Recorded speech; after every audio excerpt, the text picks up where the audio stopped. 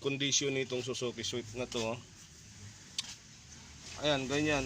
Kaya nagluluko ang makina nito tuwing nag-accelerate siya, nag-i-stall yung makina, nagsa-surging.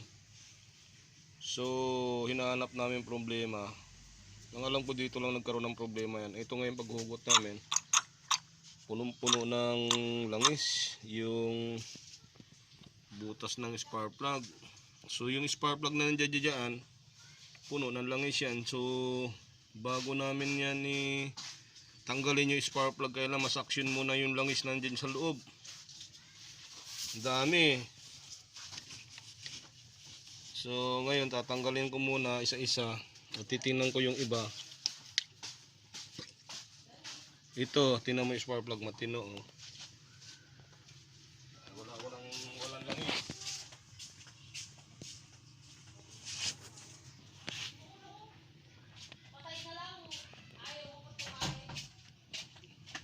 Nakita ba yung langis? Puno. So ito,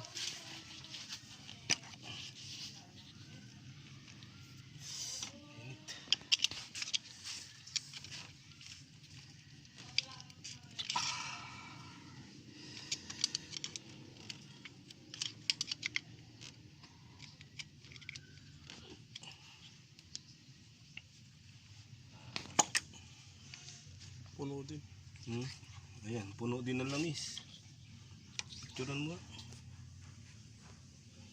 Okay. Okay na? Ayun, tingnan mo yung langis oh.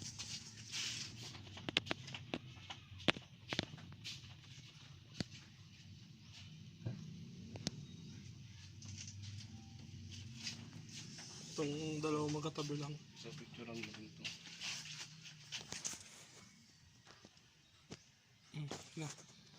So bukod dito, naglalangis tong butas ng spark plug na to dahil nga yung cover shell nito ay kailangan na mapalitan. So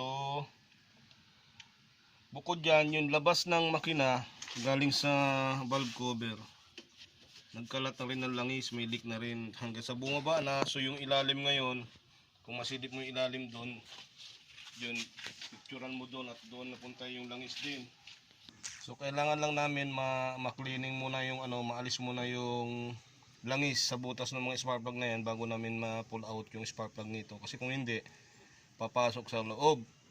So hindi maganda. Pagkabit namin ng panibago at may langis yan, mag-uusok yan. So alisin muna namin to para ma-clear muna lahat yung butas nito.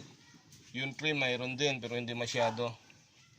Yung 4 ang hindi pa. So yun lang muna.